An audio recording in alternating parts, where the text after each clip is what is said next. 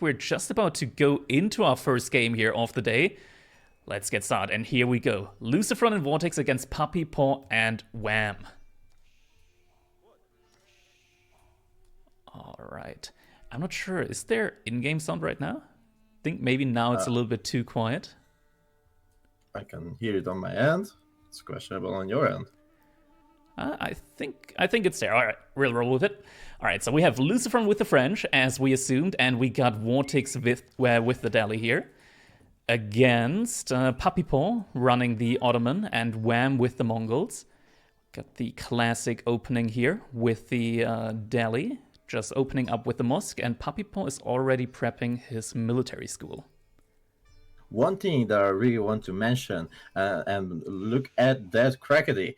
Both Lucifron and VortiX, they have back food, back gold, back wood, and it's really good for both of them. It's especially really good for the French, because if he want a secure food to make those nights non-stop, he don't have to worry that much that he has to send the villagers on the front. He can easily just go back in the back, gather those deers, and that's gonna give him so many nights that he can easily harass maybe the Mongol traders. But you can see the Mongol is going to tower rush. Can you say which player he gonna tower rush? What do you think? Yeah, he has to tower rush the French. Like you want to deny the French player from being able to just pump out knights immediately. So the best way to do that is to tower rush the gold. Lucifron, he's so smart. He knows that he's gonna be the target for that. I'm not even sure if he already scouted the barracks, but he's already preparing a tower on his gold mine.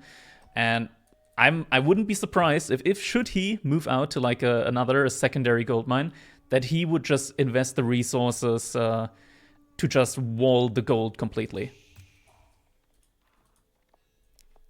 Just like a little 4x4 wall that you see, for example, Delhi do with their sacred sites. Just wall in one of the. Oh my god, he's pulling the bow on the spearman. Yes, Crackedy, can you give a little bit more sound on the game? I've done so a little bit. I'm boosting it now. I'm gonna boost it a little bit further. Gonna try to increase the sound of the in-game for all of you guys. Just a second. Meanwhile, insane play from Lucifron. Look at that. Yeah, it was really, really nice. The boar pull already gets the villager low, so a knight could probably kill that villager with just a single charge.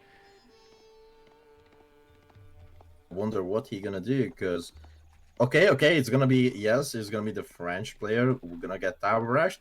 But to be honest with you, Crackedy, don't you think this is kind of a little bit late? We are at 3 minutes right now in the game, and the villager did not arrive to the gold yet, and also the villager has only 19 HP. Yeah, I mean, it's already quite weak. The scout hit it earlier. I mean, part of that is due to the increased map size, so it takes a little bit longer to travel there, but also because Lucifron just did such a good job with just delaying that a little bit with his scout. He pulled the boar, and then he just distracted it a little bit here and there. And now Wam is making an outpost here in the middle of nowhere. This doesn't really give him anything right now, does it? One thing really important.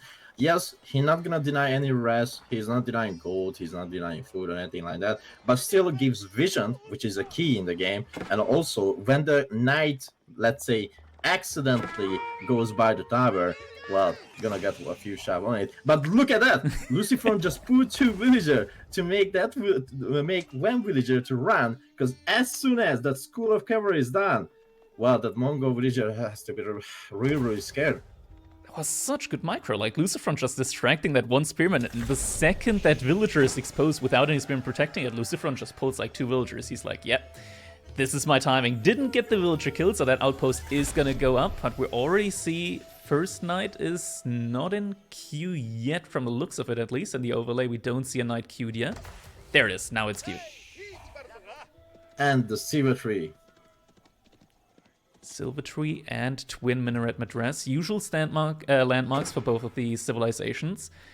The trading markets here are also, the neutral markets are quite nicely positioned here when it comes to trade. There's also a couple of wood lines, and now we already see PuppyPaw preparing to wall the entire left side of the map in order to support his brother when it comes to trading, make sure that's protected, and yeah, it's gonna be tough. If those walls get up, the Canadian brothers are always going to be knowing where an attack would be coming from. Yes, but obviously, as I said before, if the Ottoman player does this and not focusing like very on the military as he should be, the Delhi player can easily overwhelm him with the archers, the number of the archers, and can easily capture all the sites. But also we can see that all the 3 sites on the map is very balanced. It's literally on the middle of the map. Yeah, the relic distribution is quite nice here. Yeah, it's as you said, like the production. Both of these civilizations, they don't have access to early knights, and the French early knights, they are quite strong. They counter 2 of the 3 units that normal civilizations have access to in the feudal age, so they counter both horsemen and the archers. So you're gonna need a lot of spearmen, and you're gonna need a lot of horsemen as well, because the Delhi player, he went Tower of Victory. He's just gonna be spamming archers with an increased attack speed non-stop, and single knight is able to take down those spearmen here without too much trouble. Doesn't even lose a ton of HP there, and now you have a knight in the back of your base, so if there's already traders going out, they might not be able to return anytime soon to that market from Wam. And also, he can easily make, like, he can pick one player from these 2 and make a little bit of idle time on their progression. And like we should like do not forget that killing that one spearman is really important, because that one spearman came out from the military school, so he didn't have a rack yet, which means another spearman will come out a little bit late. So now he's literally unprotected, and if he needs another spearman, he has to build a rack, or he has to ask Wam to send one spearman at least. An issue with making these spearmen from the military school and not investing into your own barracks is also that you can't upgrade them to hardened. So these spearmen, the knights, can take trades against them quite efficiently. Unupgraded spearmen, sure, they do a little bit of damage, but the knight kills them in like 3 hits, and you can't get a lot of hits out with your unupgraded spearmen in the feudal age. And now we see VortiX already walling in Sacred Site, capturing it as well. Really, really good timing here. The fact that he's able to have so many units out on the field already, have all the wood that he needs in order to completely wall in the Sacred Site, this is brilliant timing from VortiX here. And see, that's what I've talked about when I said, if the Ottoman player goes to wall everything on the left side, it's gonna cost him like 200, easily 200 wood. What is 200 wood? This can be an archer range and an archer. He is behind of one archer range and archer. If the Mongol trader is not setting up his trade, like let's say in 2 minutes, they're gonna be in huge trouble. Yeah, I mean, now you look at the military count, it's actually not looking that bad for PuppyPaw and Wam. They have a sizable military force. The issue is that because the French player, oh, he's going for pro scouts as well. I was wondering why there were 7 scouts out there for a little bit, but I didn't make the connection quite there. But there we have it, pro scouts also. So French is going to have a sick food economy, and they're going to be able to just pump out knights the entire time.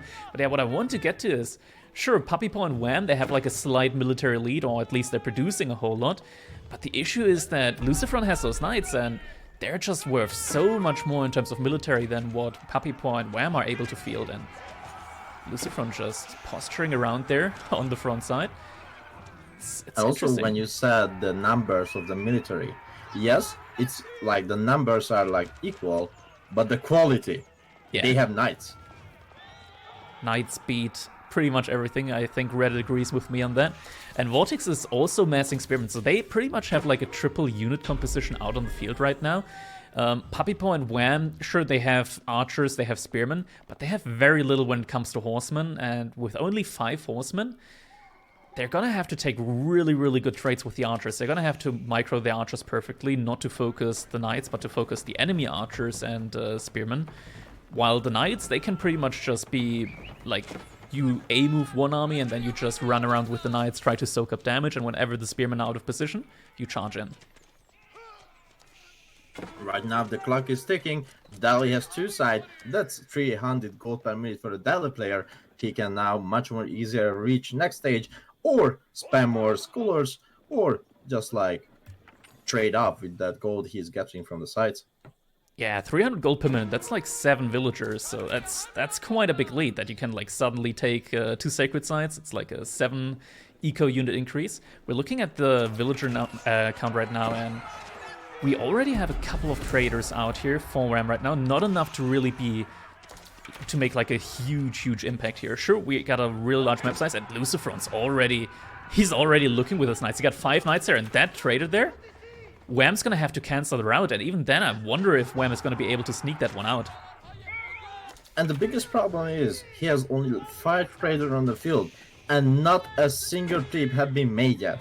Yes. They didn't go to his own market to drop off the gold, and he's losing already 1 trader. And also, not just that, but the player market is not in the corner yet. Yeah, obviously when there are knights on the field, you can't really be too greedy with your market position. And this is where the issue comes. But Lucifron, he still managed to find a way to like get into the back of the base of Wam and PuppyPaw here. Now we got a fight here coming out, and we do have a good amount of archers here from PuppyPaw. PuppyPaw sitting on 40 archers compared to only 20 archers from VortiX. So in theory, this could be a really good fight for them. A lot of the army that VortiX has is spearmen. He has 14 spearmen, but what do you use the spearmen against? Against like 3 horsemen that Wam has? That's a little bit of a mute investment right now. Now they have the army to potentially recap one of the sacred sites, but it doesn't look like they're going for it right now. And if we look at the resources, VortiX also looks to be aiming for Castle Age here. Already 800 gold and 900 food in the bank, so Castle Age could be coming in shortly for VortiX here. Look at that team play. VortiX is gathering Lucifron batteries, which is perfectly fine since Lucifron was on a pro scout, right? So he has all the deals under his TC, and VortiX has to send his villagers to the place where he can feel his villagers are much more safer. That was a really smart decision to send it to Lucifron base, gathering his deers, because as we know, the berry gathering rate on Delhi is much faster than any other civilization, just like the Abbasid. He has the same bonuses. Yeah, that's true. Now we see both of the Spanish brothers aging up. So it's not just Lucifron, not just VortiX, but also Lucifron. He's aging up with the Royal Institute, and Castle Age French Knights with the Royal Institute. That could get really dicey if he's able to immediately afford the Royal Biologies upgrade. We see Step Redoubt also coming in for Wam, so maybe he managed to finally complete a couple of trips. But as we see Wam aging up, I see a couple of yellow dots moving towards his base, and immediately Royal Bloodlines gets researched. Oh, that's gonna hit hard when he's gonna have like a couple of knights on the field. Oh Lord, look at that. Now he is charging into Wam base, and you don't see where are the villagers. It's only 10 here. He must do something. Maybe is he aging? Is he on like deers or berries? He has to find them. Yeah, and right now, I mean, army-wise, it's still looking good for the Canadian brothers, right? They have a lot of military right now. I'm not sure how many knights there are. We see 50 knights actually from Lucifron right now. Wam is now also making knights, but these knights from Wam, they're not going to be nearly as strong as the knights from Lucifron, those French knights. 66 archers, though, from PuppyPaw. That's a good chunk of archers there. If PuppyPaw now manages to age up at some point, having 70 archers, all with 9 damage if he gets all the upgrades, they could easily take out knights with that. If he can hold it. If, like, Lucifron decides after he gets the Royal Bloodline and also all the upgrades that he needed, and just charge into those archers, we're gonna save him. Yeah, I mean, they have a couple of spearmen. Overall, between the two players, they have 23 spearmen, so a good chunk of spearmen. Now we see the Royal Bloodlines upgrade coming in. The upgrade for the Veterancy is already through on those knights, but PuppyPaw might be a little bit out of position here as those knights are trying to charge onto the archers. And that was I mentioned, like, Wam's spearmen are not here yet. He has to run back, he has to get his own H3, because if he loses all those archers, well, preparing for that time, he had to get more time also. But as you can see, PuppyPaw is still not aging yet. So losing those archers is gonna be... It's already 12 archers that went down, but they're taking down a good chunk of knights, but you really, really need that large archer mass. And now also the villagers on gold from PuppyPaw are out of position, and the archers here from VortiX are just going to be focus firing onto the villagers. And the military count shifted dramatically over to the Spanish brothers' favor now. That's what I said. Like, yes, they have bigger numbers, but the quality is still on Lucifron and VortiX side. I can never underestimate the quality of those French Knights, and Lucifron just pulling it off really, really nicely here. He has 6 more Knights in queue behind this, while he has 16 on the field. And now also Knights raiding the economy of Wam at the same time. These Knights are just everywhere, and I feel like the Canadian brothers, they're just falling apart right now, as Lucifron, in the midst of all of this, is also stealing the deer from PuppyPaw. Well, no food for you. I need it for more Knights. Oh my god, this was a good game gets called, and the Spanish brothers taking the first one really, really convincingly here with those French Knights. And remember what I said when I said the Spanish brothers has the French in their like hand. They can do a lot because they have a faction that has Knight. If you have Knight, the enemy try to wall up, but if the enemy walls, he loses a lot amount of wood. The Mongol player tried to trade, as you remember, but got distracted 2 times already, and he couldn't make a single drop off for like another 3 minutes because all those knights are just made those surviving on their economy. And even that the Mongol player went H3, he doesn't have the economy. He just pushed the H because he thought like, all right, I couldn't make a single trip yet, so I need to step it up or I'm gonna be behind the economy. And look at that. Look at the economy. As I said, he pushed a step it up because he is behind the economy.